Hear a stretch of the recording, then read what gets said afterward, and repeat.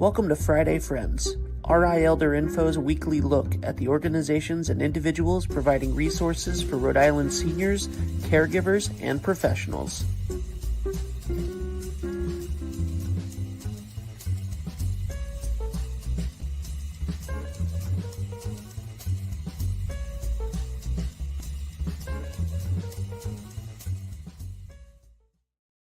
Good morning, everybody. Happy Friday.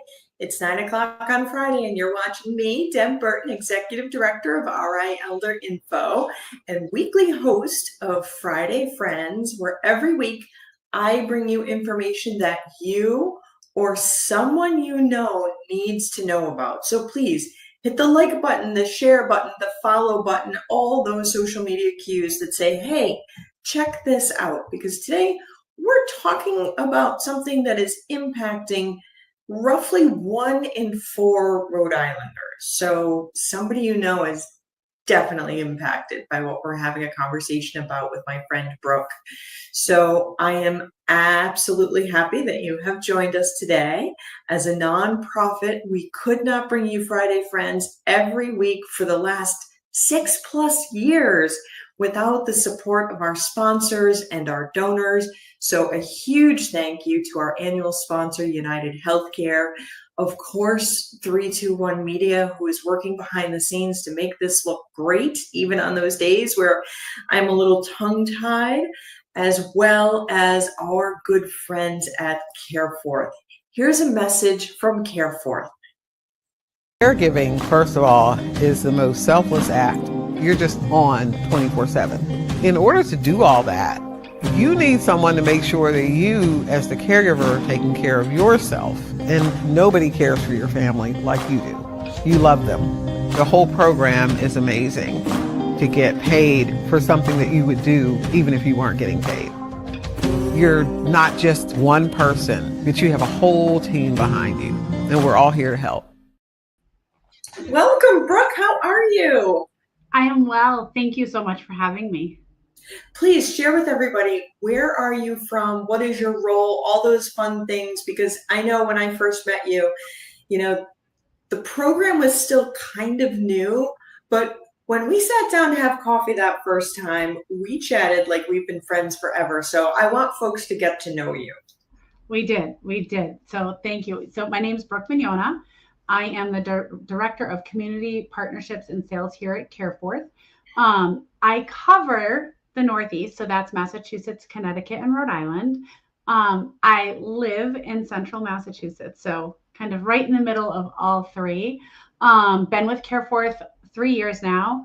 As an organization, believe it or not, we've been in business for 26 years. So yeah, we were one of the first to provide structured family caregiving. And I'm super happy to be part of the organization, because what we're doing is, again, that outreach and education and letting caregivers know they have a resource, right? They have a voice. There are tools and resources to support them. They're not alone.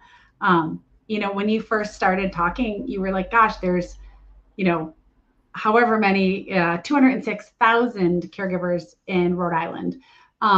Nationally in the United States, there's 63 million informal caregivers.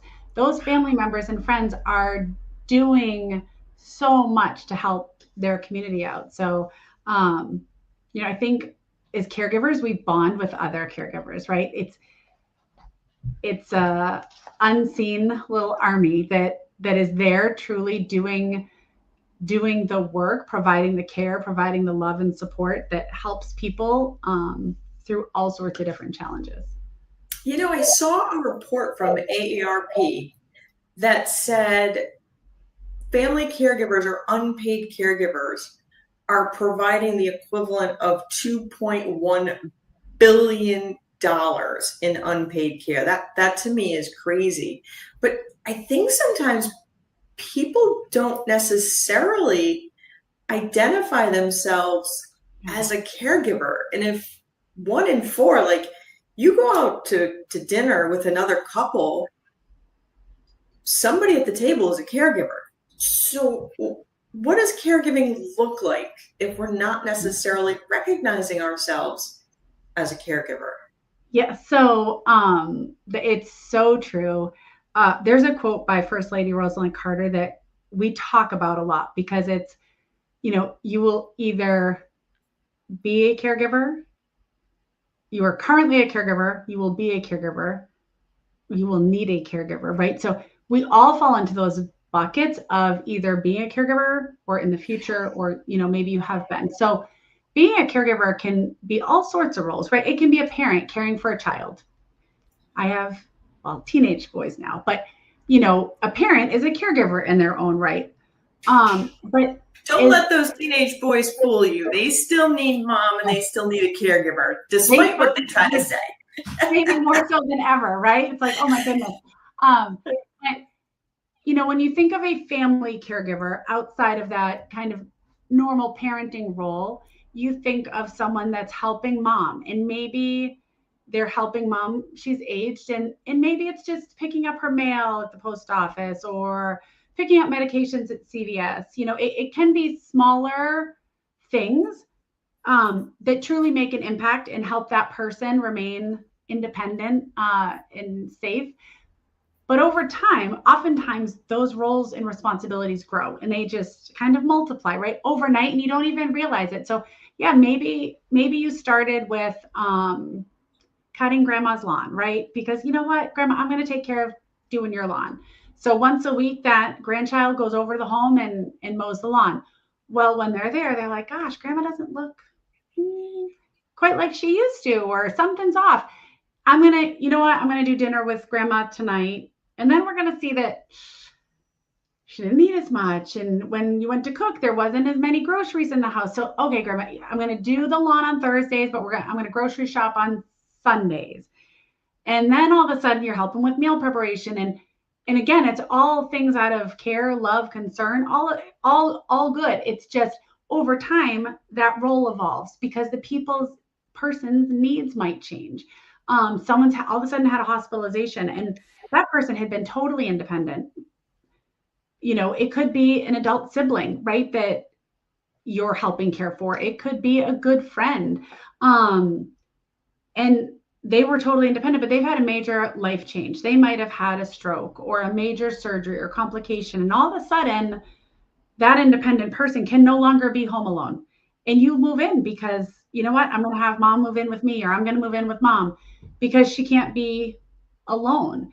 And that role evolves. And sometimes it's helping with showering and it's helping with, all sorts of activities of daily living. And I think a lot of times when people need that hands-on physical care, that's when they understand and define the role a little bit more. But there are so many times where the caregivers that we support don't even identify themselves as caregivers, right? So they are helping mom shower. And it's funny, some of the conversations we have will be out, whether it's in the community or at, someone's been in the hospital and a case manager may call us and say, hey, we have this family that could use some additional support. And when we talk to the caregiver, they're like, no, mom, no, she's good. I'm not a caregiver. Like, I don't think I'm going to qualify for the program.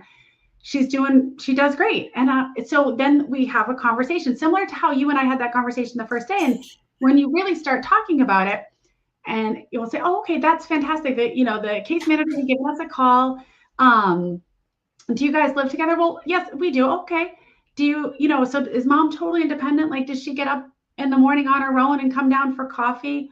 Well, no, she's got some problems with her legs. So in the morning, I help her get up and walk her to the bathroom. Okay, that's great. That makes a big difference. You're, helping her make sure she doesn't fall. Yeah.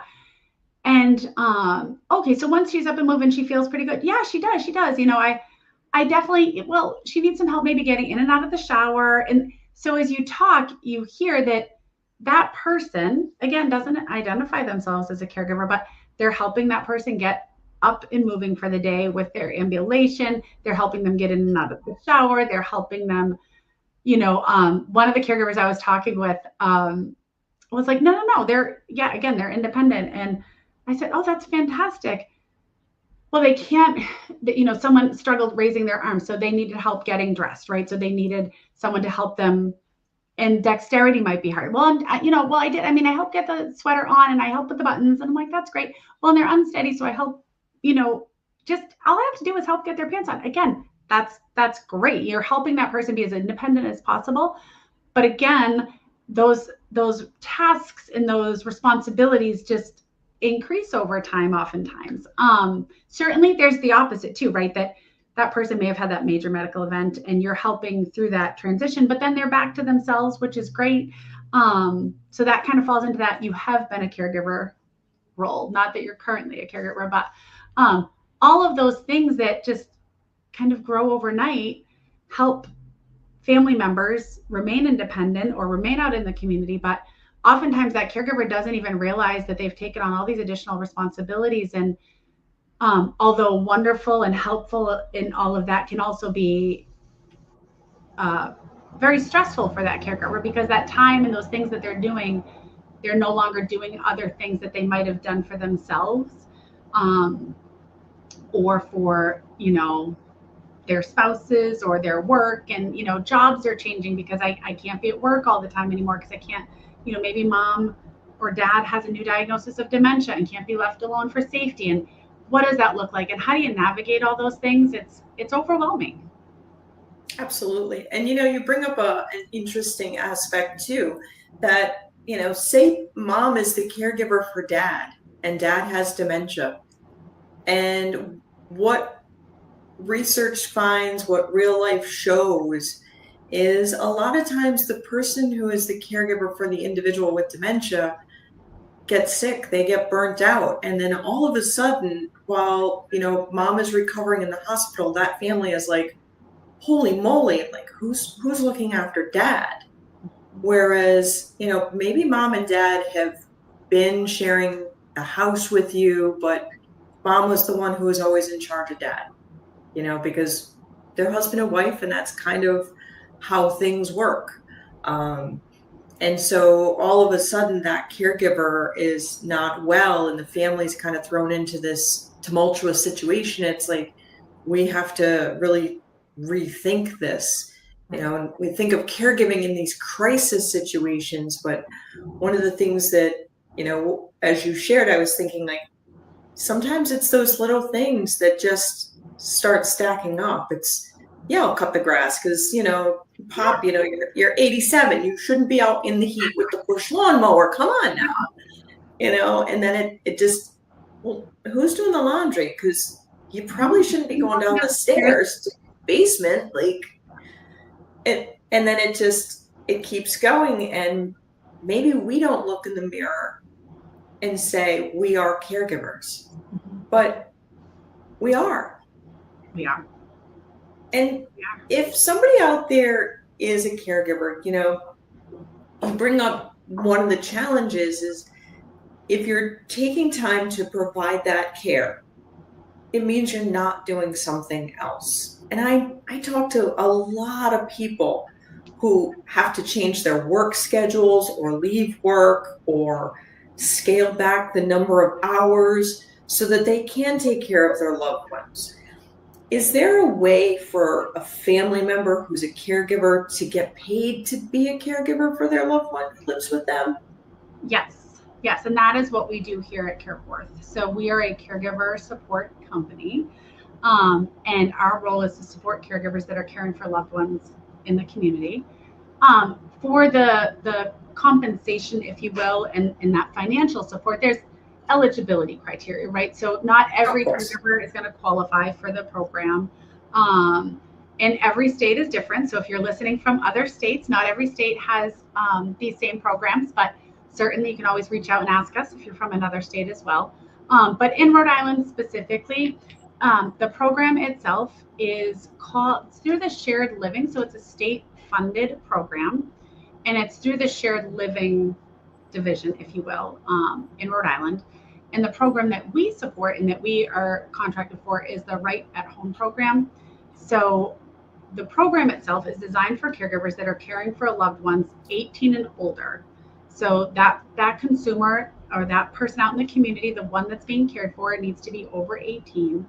And they need to have, medical and or mental health diagnoses that truly warrant the need for a caregiver, right? So it's not just a lot of people have diagnoses, but they don't need a caregiver, right? They can be Right, left alone and independent and navigate Right. that. So we go through that kind of clinical eligibility piece. So it's not something that the family member has to say, well, I need to know this before I call. We talk with them about it. What is that diagnosis? We work with physicians and get some documentation as well.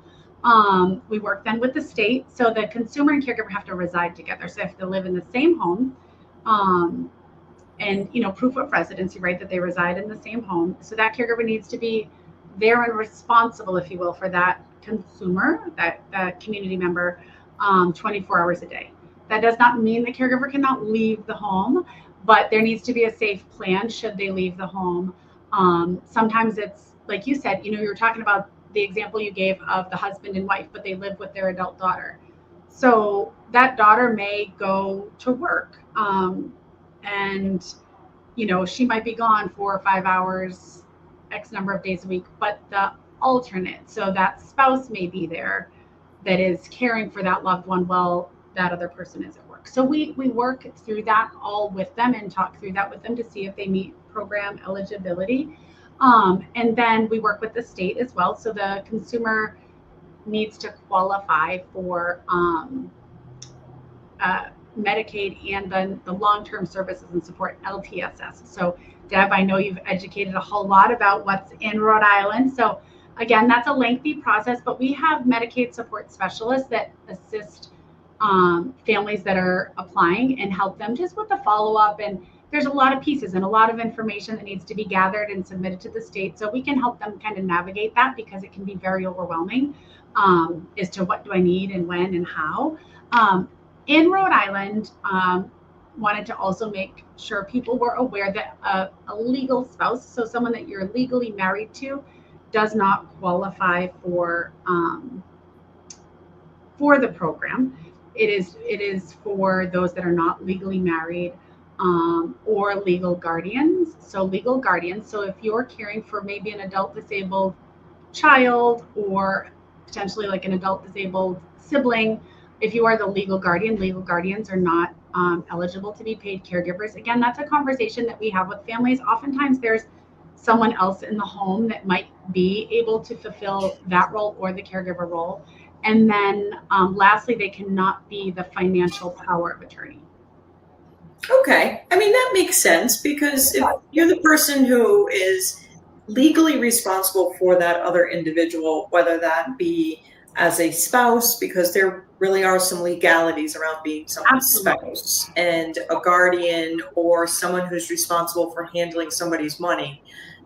Those are some conflicts of interest that, you can't really work around. Like, those are laws.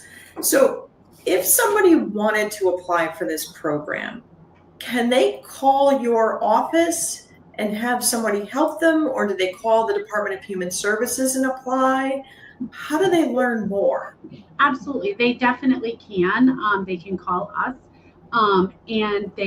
So I'm pulling up, I just should have had that number in front of me. I have the main number, but I also have Leticia's number, my colleague that covers and supports Rhode Island. So with that, they can certainly call us directly. We will help them, navigate and educate them on the program. A lot of people do go directly through the state, and that is okay too. So whatever their preference, but certainly if they call us, they're going to have that live person to just really talk through the program and educate them on the program, and see if it's something they want to explore further. And then we will connect them, obviously with the state if they don't already have Medicaid and LTSS.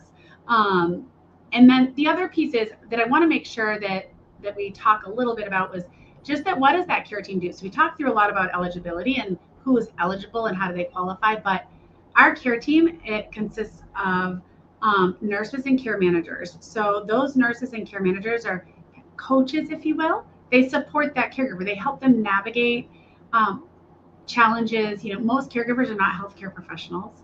They don't know. Your loved one gets a new diagnosis of heart failure. Well, what does that mean? What do I need to look out for? What do I do? Or new medications or new inhalers. How do I do that? What does it look like? And what should I keep my eyes out for? So our care team coaches, educates. We've got a great app as well outside of our live team members that are, in the home visiting and then there to support answer questions telephonically or via our app, again, and in person. But we have resources and tools, thousands of educational resources that we can send them that, sometimes they can read an article or watch a video, and we'll help them get those other, education points. Or if they're burnt out, right? Caregiver burnout's a real thing. We talked about that early on.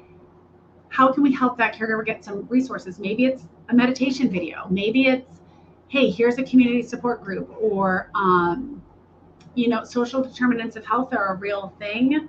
Helping, with food insecurities.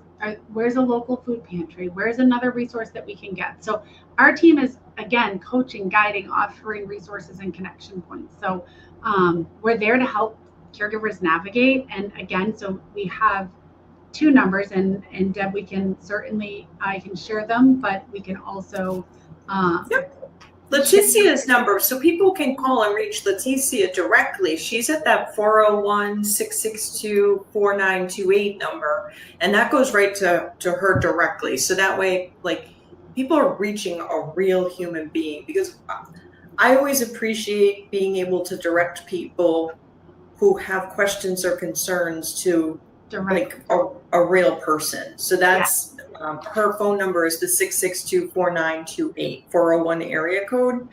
And then that way people can reach out to her. They can say, hey, I saw you on Friday Friends. I saw Brooke on Friday Friends. Yeah, exactly. So and we can be a resource. Yeah. And it's okay if this program isn't the right program for you.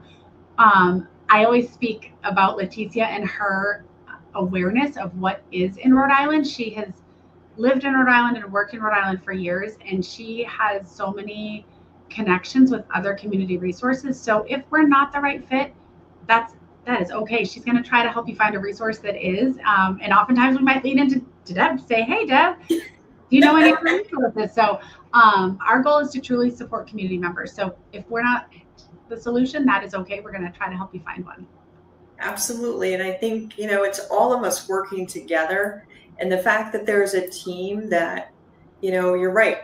People are not necessarily born knowing what to do as a caregiver. It could be, oh my God, how do I get these compression stockings on and off their legs? That's a hard job. Somebody who's can be like, oh, here's the trick. Right, exactly. Like, that can make a huge difference. Like, it's one of those things that's like, can be very nudgy, that if it becomes too much, too difficult, people may not do it. And that can have a medical impact that we don't often think about.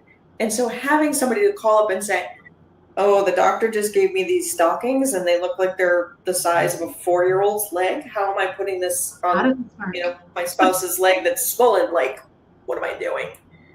Or they're paralyzed now on one side. Which arm do I put through the shirt first? Like, some of those things where you're not born knowing, and to have that resource to be able to call out and say, I don't know. And to have it be a welcoming environment where you're not, what do you mean you don't know? Like, that makes all the difference in the world, because we all have to look out for each other. Like, we are all in this world together. Absolutely. And again, that role and that goal for us is to truly support that caregiver so they can provide the best level of care to their loved one. The loved one, that consumer, that community member is at the center of the care plan. Like, our job is to support that caregiver so that they can both have the best quality of life, best outcomes, hopefully less hospitalizations. And it truly has been found through some outcome studies that when a caregiver is supported, that loved one that they're caring for has much better outcomes, less hospitalizations, less injuries, falls. They're having a better quality of life. And when that caregiver is supported, you and I talked about early on, and when the first time we met, caregivers oftentimes have more medical incidents and may pass before the one they're caring for because they're not caring for themselves. So how do we get those caregivers the support and resources that they need so that they can also care for themselves? Absolutely. Absolutely.